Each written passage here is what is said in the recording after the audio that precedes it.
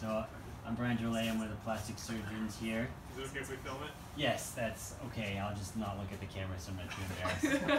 Hopefully it's not the same talk as last time. I'll try to deliver the same content if it is. So I think one of the hard things early on in the OR was when I was maybe an intern or second year, and the nurse would say, you know, what suture do you want? And you'd be closing, and what's the best question to ask if you don't know that question, that answer? What do they normally use? There you go, that's it right there, yeah. What does Dr. So-and-so use? So that's one way to approach it. The other way is to start making the decisions around what you want the suture to do. All right, and so suture, fundamentally what you're learning today is just how to bring skin together so that it will heal. And the suture has different properties that you can use to sort of optimize that process. And so can anyone, and please, this has to be interactive for it to be not too painful for me. Properties, two sort of distinguishing properties of sutures. You can just throw it out there. Absorbable. All right. So you got absorbable and non-absorbable, and then one other parameter. Braided or monofilament? Yeah, braided and monofilament. So you can make this nice 2x2 matrix, and this can just kind of help you remember where sutures live. And then within each of these boxes, those sutures have similarities and therefore similar uses. All right, so if they have a braided absorbable suture, it has similar properties to other braided absorbable sutures and is used for the same sort of reason. So there's this one other little domain over here, which are biologic material. This is your gut. Often people call it cat gut, but nowadays it's mostly made of sheep gut. And there are several varieties of that. Has anyone seen gut suture before? Yeah. Or do you remember those? Anybody remember those varieties? Fast. Yep. That's one of them. Any others? Anyone heard of chromic before? Chromics, yeah. These all come in those kind of brown wrappers, and then plain gut. So if you think of the plain, it's kind of like right in the middle. The reason these are separated over here is because being sheep gut, they're not designed to be either monofilament or braided. They are, if you look at them under a microscope, they're multi-filament. They'll actually fray. So they're not really monofilaments, and they're not braided intentionally. Absorbable or non-absorbable? Absorbable here, good. All right, so thinking about that, where have you seen these gut sutures used? Face, okay. Hand, yeah. Skin. So like generally speaking, you've got like skin, you've got fascia, tendon, things that are deep below the skin, things that you need strength in. That's not where you'd want to put chromic, by the way. And so we use chromic a lot in the skin. We use a lot in the emergency room. I use a lot in the OR. Why I use chromic versus why something else is really just preference to a certain degree at a certain point. And so why three different kinds of these gut sutures? What are the differences between these three? Absorb. Yeah, the duration. So fast gut lasts you for about 3 to 5 days. Plain gut lasts you for about 5 to 7 days, and chromic gut lasts you for about 7 to 10 days. And so if you think, if you leave a suture material in for too long, what happens to the skin around that suture material? What's that? Yeah, you can get some like extra scarring. Yeah, so you leave suture material in. The way that the suture absorbs it's an inflammatory process, and so the longer the suture is in there, the more the inflammatory process, and then arguably the more scarring. And so chromic is going to be a more inflammatory stitch than a fast. And so if you're fixing like a little kid's face, and you know their skin's going to be healed with some degree of strength, not much strength, but a little bit of strength within a couple of days, you don't want to put a chromic. I would not put, generally speaking, a chromic in someone's face, by the way, no matter how old or young they were. That's probably more inflammatory than you want, and skin on the face has adequate epithelialization for strength in about 3 days. And so a fast gut is a really nice suture to use on face. Now, if you put in fast gut and its strength is only for 3 to 5 days, and you pull on that skin, it will tear. All right, and so one thing what we'll work on tonight is when you're suturing and you're closing skin, so you've got subcu fat down here, and you've got air out here, and then you've got the different layers of dermis here. Hopefully you all have seen some suturing already that you can put in these dermal stitches, and they're buried, so they go from deep to superficial and superficial to deep. Really, that's ringing a bell.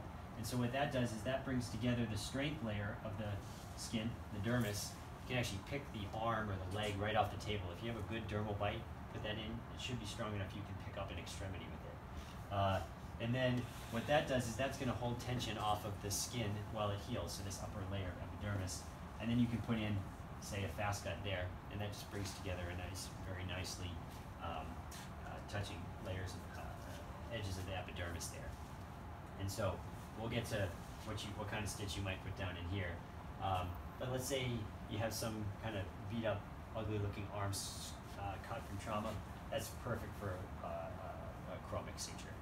Chromic's going to give you 7 to 10 days of strength.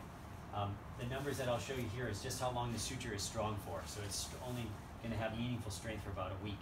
After that, the stitch material may still be there. In fact, if you see someone with chromics in their arm, it can be there for 2 or 3 weeks, especially if they don't get wet and washed.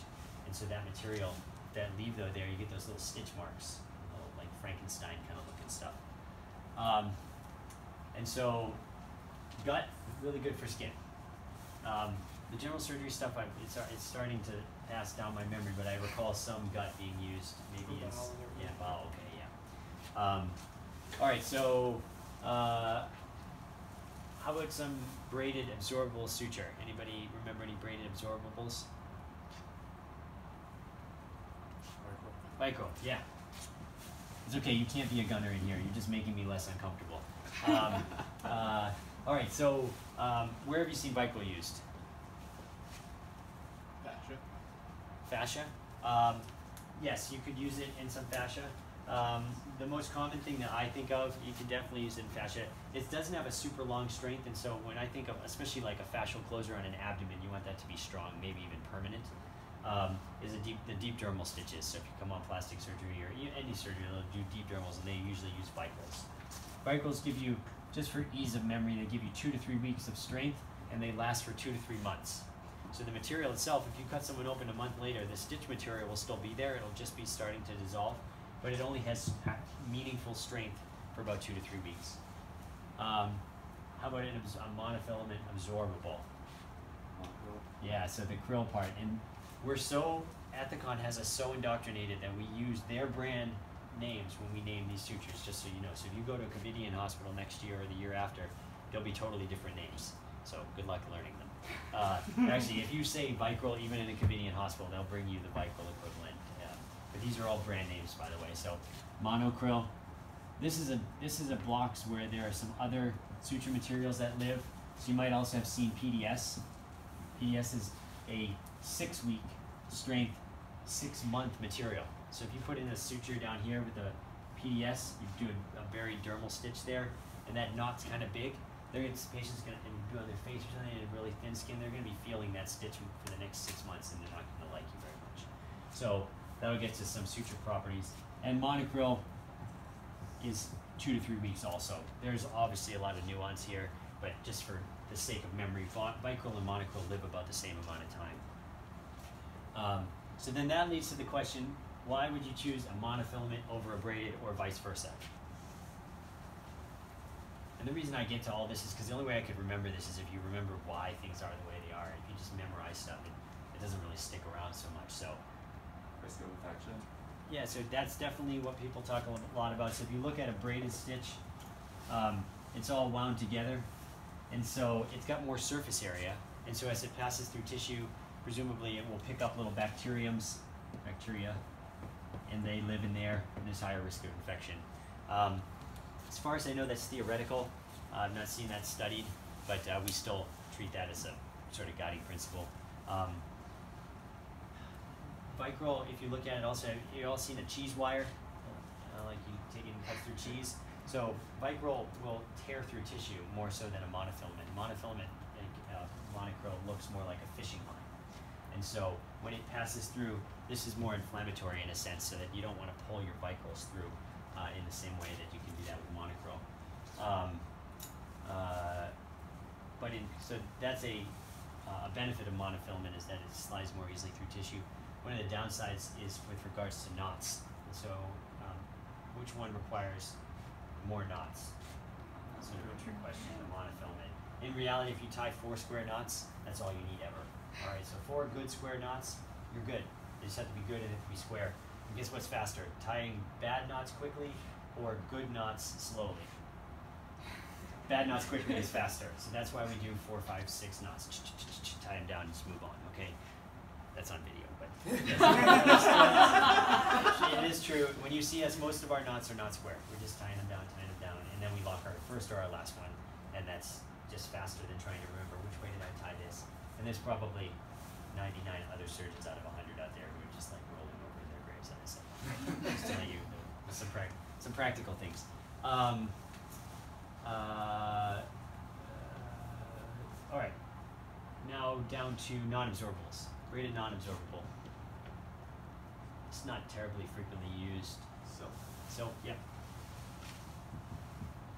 Good on vessels. I think somewhere in the intestines too.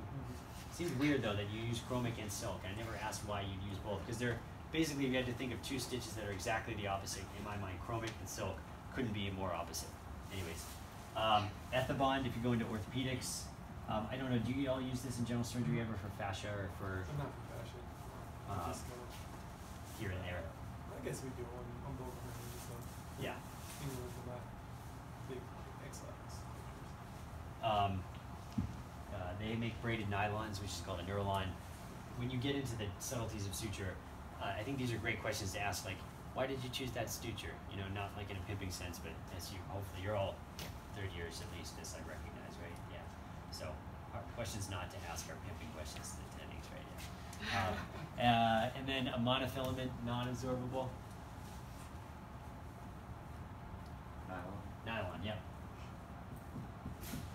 And then Proline. Proline is basically a blue, expensive nylon. All right, so Proline costs 3 times as much and it's blue. It does exactly the same thing. And so the only place that I can really practically talk about using it is like in a scalp lac, and you don't have someone who has dark hair and you want to be able to find those prolines.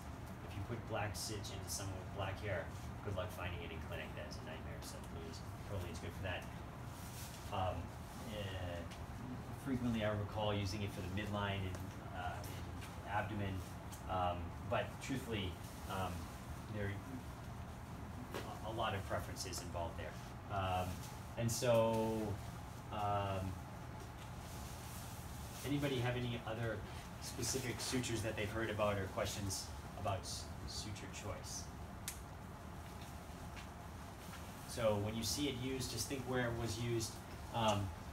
You wouldn't obviously, I'll say obviously, but you wouldn't want to put in a permanent stitch in a deep dermal because you want that to dissolve. You don't want them to be feeling a stitch down there.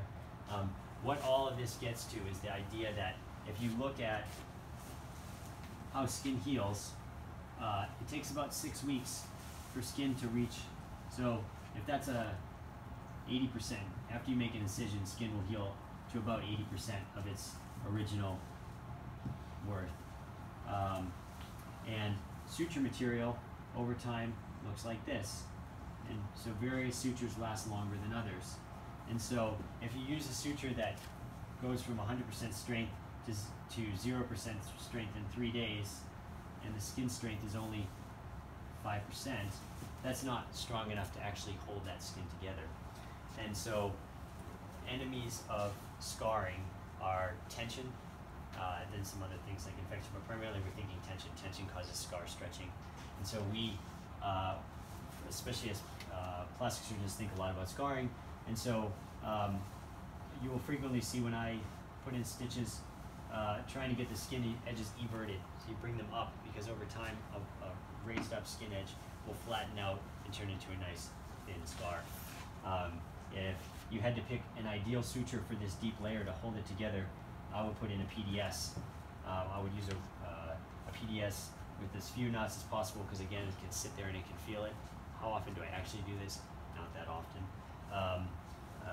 But practically speaking, you'd use for the optimal scar something that lasts for 6 weeks of strength, so that way you can get yourself up to, at 6 weeks, say right there is at 50%, The skin is at about 50% at 6 weeks, 50% of its tensile strength, which is enough strength for it to not have a widened scar. Some people will tape their scars, they'll put a piece of silk or cotton tape right on top of the scar and leave that on there for about 6 months, sort of like wearing suspenders when you're wearing a belt.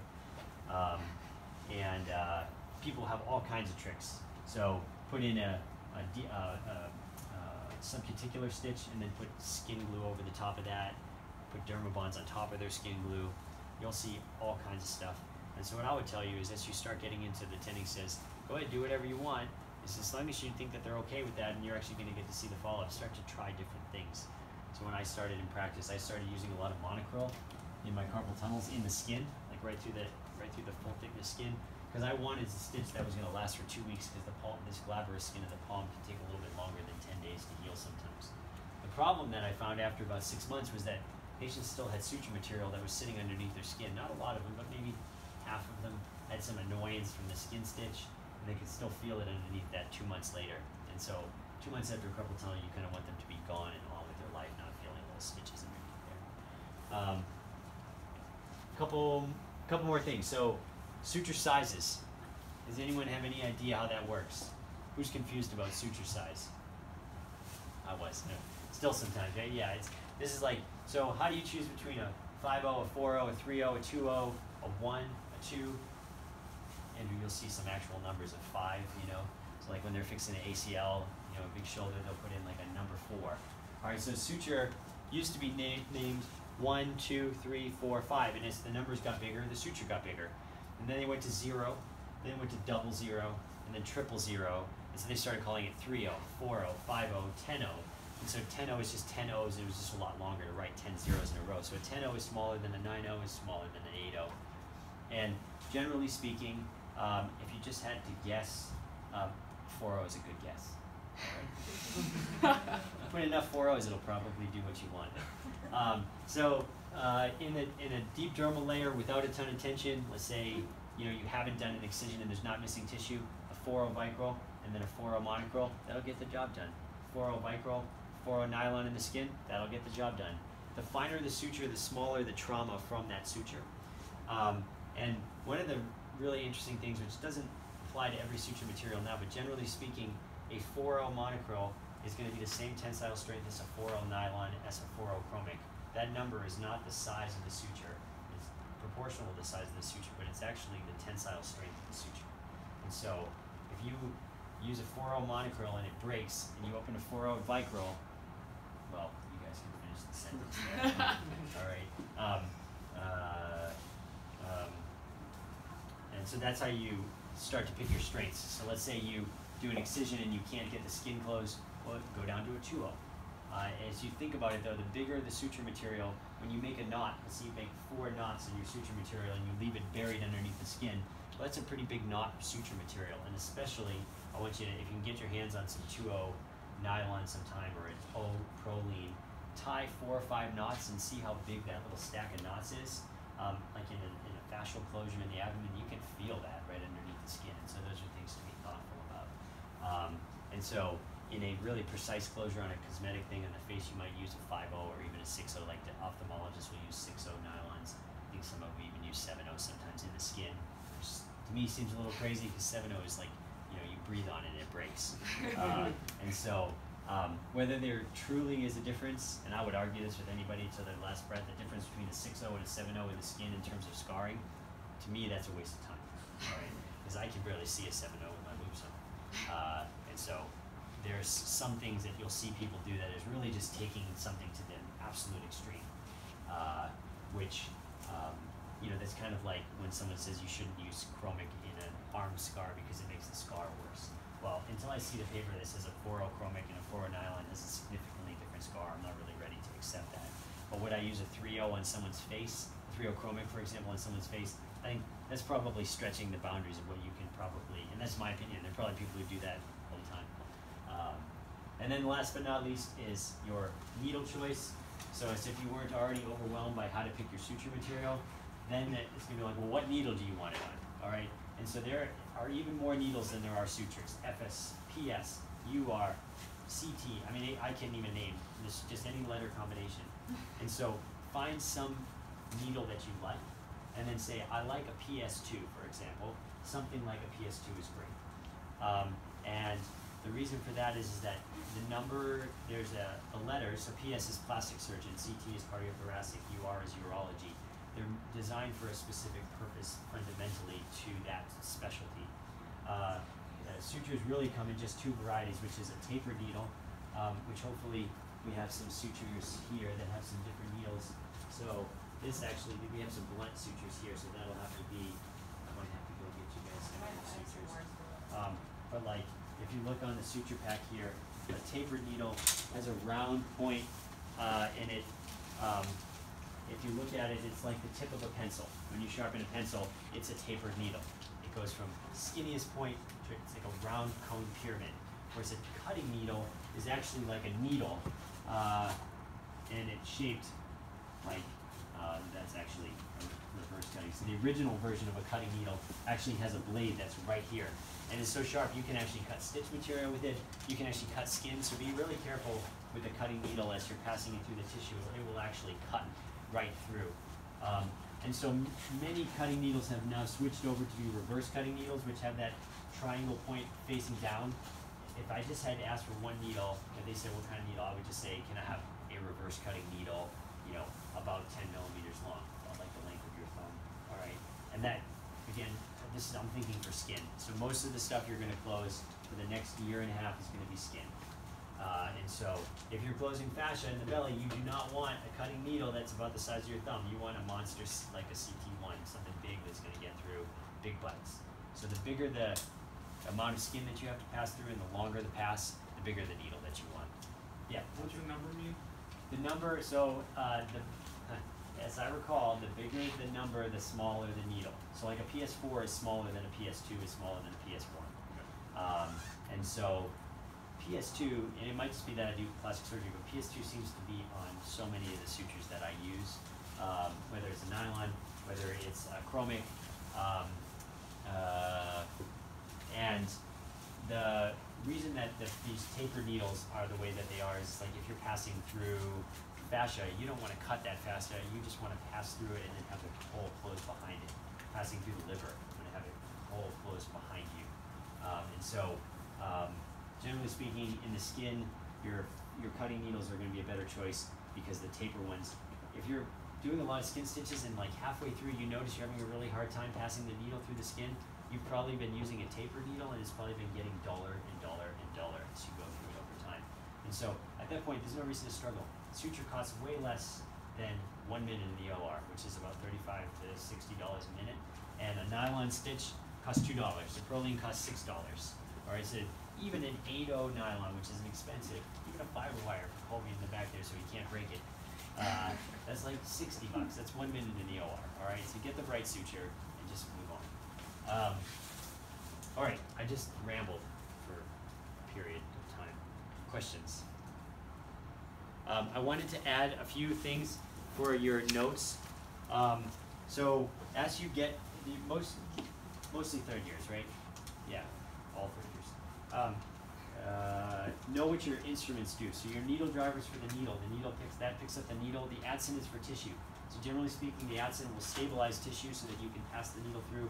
You can grab the needle if you need to, but if you keep your adsons on the tissue after you pass the needle through and you release the needle driver and grab it with the needle driver again, just repeat that step to yourself in the OR. Needle drivers for needle drivers for needle, adsons is for tissue. The adsons can push the tissue on, and you can stabilize the needle a little bit, but it shouldn't be for picking up on the other side. What we watch for when we're watching you in the OR is instrument control, and once we see how you handle tissue and handle the instruments, then we'll let you run free. And so you can immediately tell when someone's uncomfortable or just getting started by where they load the needle in the needle driver. So for example, the needle is usually a 3/8 curve, and if this is the point here and you load the needle driver here, you're going to be watched for a little while. I see the smiles on your face. But so back here is called the swedge, and this is where the suture actually comes in, and so this is hollow. If you grab this, it'll break. And so if you've noticed your needle's breaking a lot, you may be grabbing a little too far back on the needle on the swedge. And so you'd like to get about 2/3 back, and if you angle the needle, and I'll come around and show you, but if you angle it about 30 degrees forward on the needle driver, it gives you more needle control so that you can when you see the residents moving through the tissue more easily than you, it's just because they know how to position their bodies and the needles on the instruments so that things move more easily. And so what we want to work on tonight, in addition to these skills, is body positioning. And so, you're used to, as a student, kind of being pinched in here like this, but when you have the room, move your body around so you can forehand. So if you come in this way and you're going backwards this way, just turn your body and forehand everything. You don't want to be crashing into people in the OR, but body position is something that you start to pick up as you do it more often. The tall people, especially in here, they grab a seat because it's very uncomfortable to stitch down like at this arm length here, okay? And so in the OR, it's okay to ask if you're the one suturing and there's nobody else, it's okay to get the position of the table. You can always sit too. I'm sorry, is there a chair here, like, especially for cold right there, so that, like, we're gonna bring it up to the ceiling. And then learning to prep and drape, that's a skill that I think is really essential.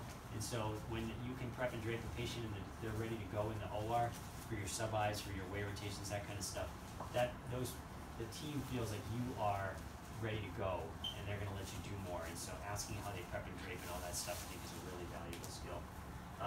And then when you're just kicking around in the back and you're bored because they're doing whatever they're doing, ask the names of the instruments so that if someone needs something and the tech is busy, you can help them. And so that when you need something and you're like, what's that fork device with 3 prongs to hold back the tissue, you can say, oh, that's a Sen, or that's a Ragnell, or a Rake, or an Army Navy. It takes repetition. Those things don't come easily, and I only know the names of about 10 instruments. And it's the 10 instruments that I use. And then everything else I say, is there something that would help here? Or I make the 10 instruments work. And so I think that's a valuable, sort of underrated skill as well, or like thing to know. All right. Well, surgery is super fun, so I'm super glad all of you are at least somewhat interested, or something procedural at least. And we'll be around. We got some great plastic surgery fellows and residents. I can't be looking, I don't think, for the gram. I'll smile at least. All right.